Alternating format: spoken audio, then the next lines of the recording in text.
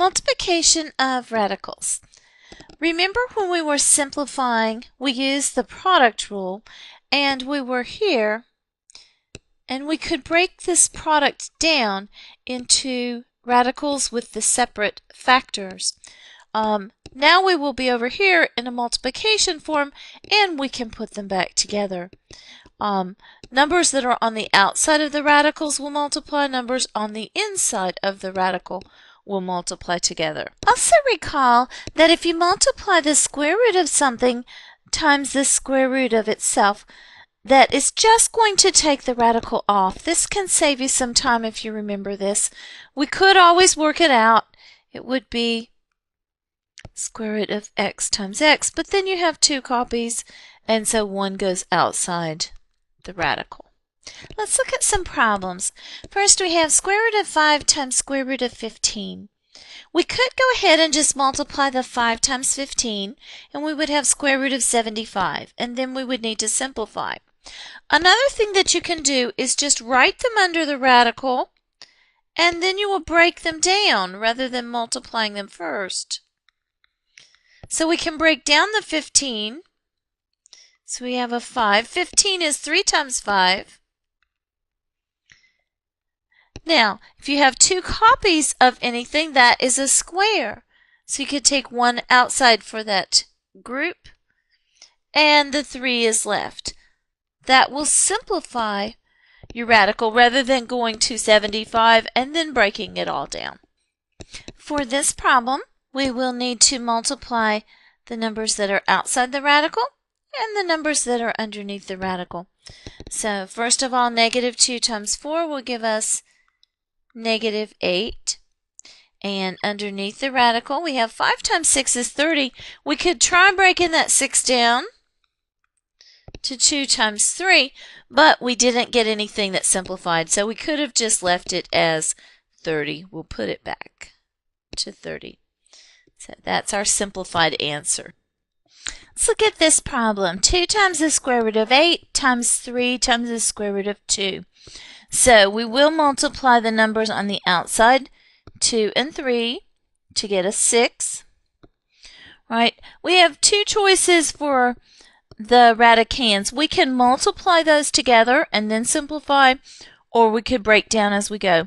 If we multiply them together, 8 times 2 is 16. 16 is actually a perfect square.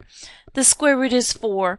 You could take the 4 and do times the 6, and your answer is 24. An alternate way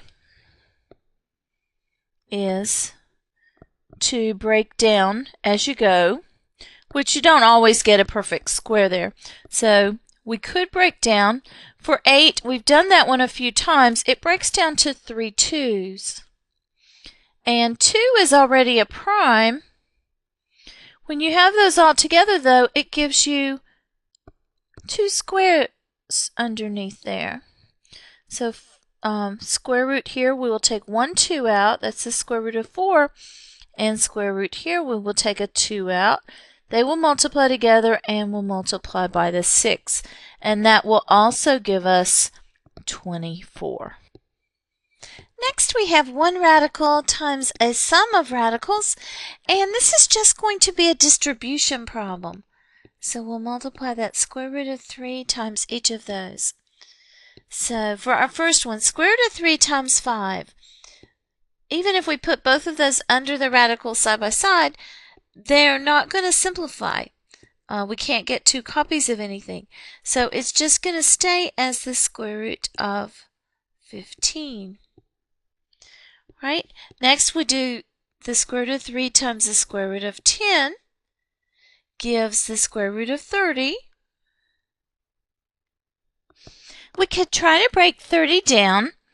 We could do 3 times 10, and 3 is prime, and 2 times 5.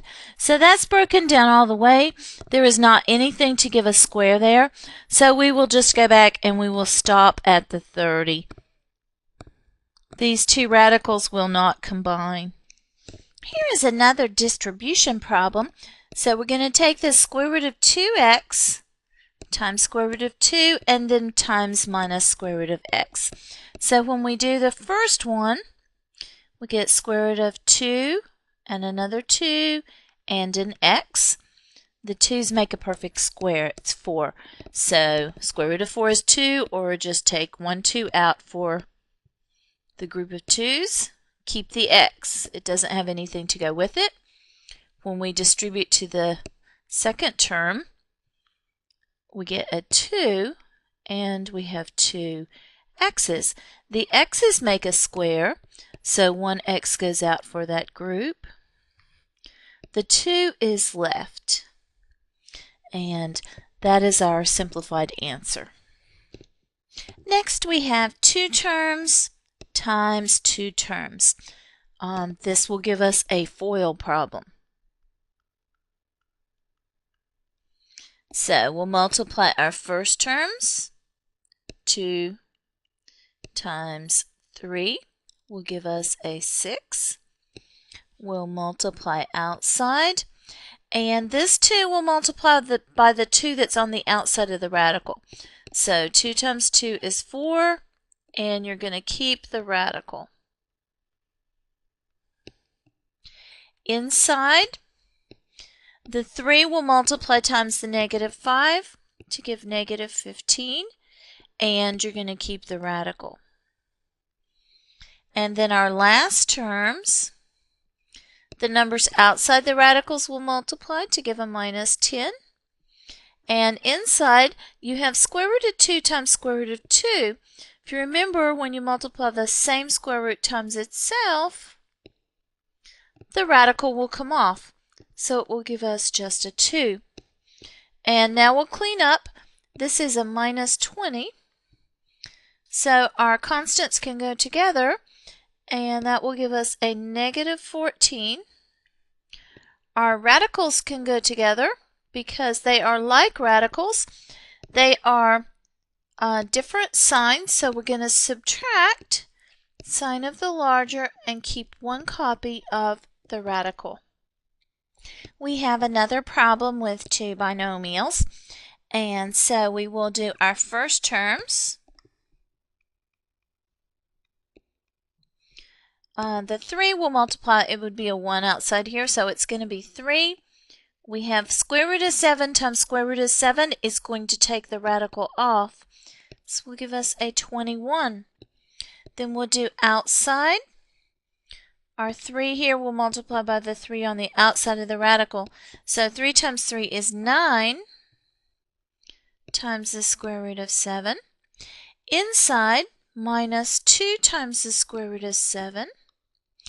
And last, minus 6. And then we will clean up. 21 minus 6 will go together to give us a 15. And these are like radicals, so they can combine. 9 and a minus 2 will give us 7. And you keep the radical.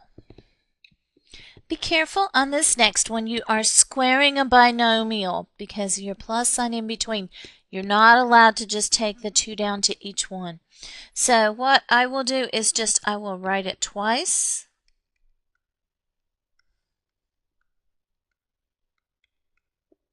And then we'll do a FOIL method.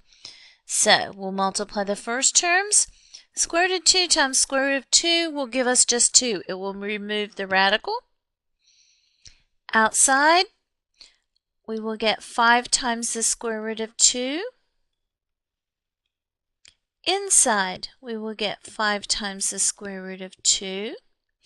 And last, 5 times 5 will give us 25.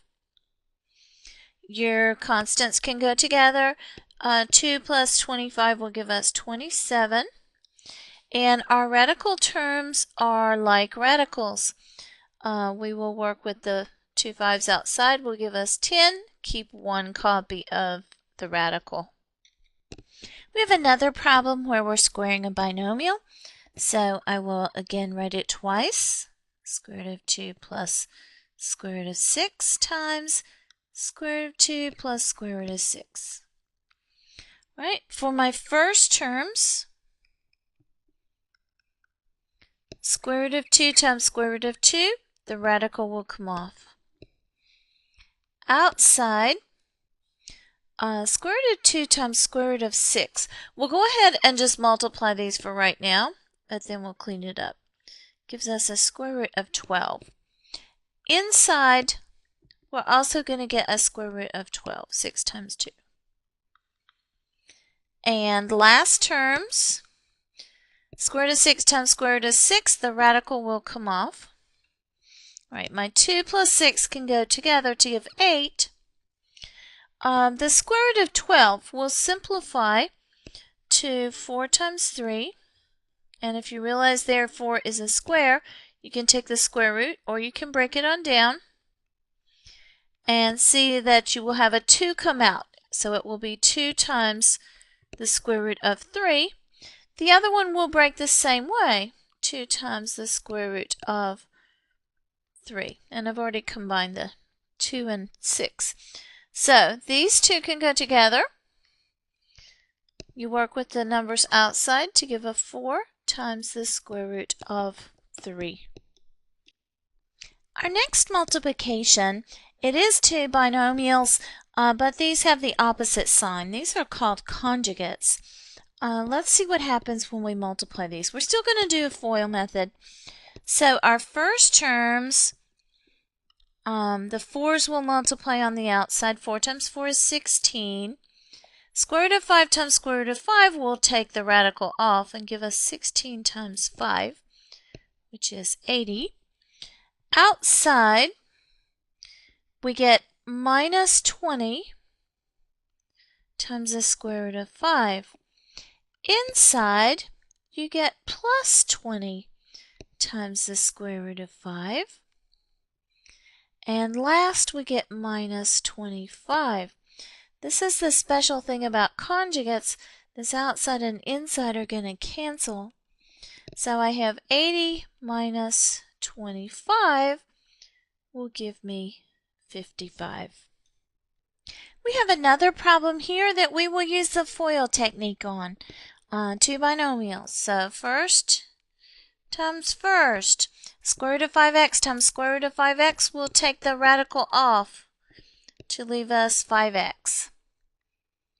Outside, we'll get a minus 2, and then when you multiply underneath, you're going to get a 10, and you have x times x, which is x squared, so my x could come out. So I'm going to have 2x times the square root of 10. Right, inside, I have minus 3. And underneath, I have square root of 10x squared. So again, I'm going to be able to take the x out and leave the square root of 10. And then my last terms, I will get minus 6 on the outside. Square root of 2x times square root of 2x will take the radical off to give us a minus 12x. And then let's see what we can combine. So 5x and minus 12x will give us a minus 7x. Also, our radicals are like radicals. They are both square root of 10. So we will have minus 5x on the square root of 10. Let's look at one last problem with the multiplication. This is also two binomials, so we will use a FOIL technique. And we will do our first terms. 4 times the square root of 2 times the square root of 2. So we'll keep the 4. Square root of 2 times square root of 2 will take the radical off to give us an 8. Outside, the 4 times negative 2 will give us a negative 8.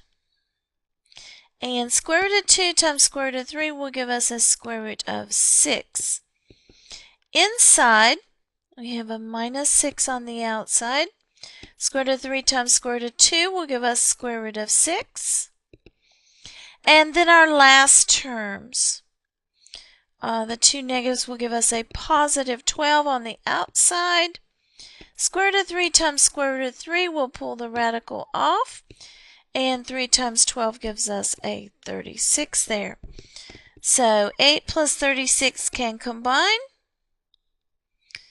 to give us 44. And our radicals are like radicals. We will add and keep the sign. So minus 14 times the square root of 6.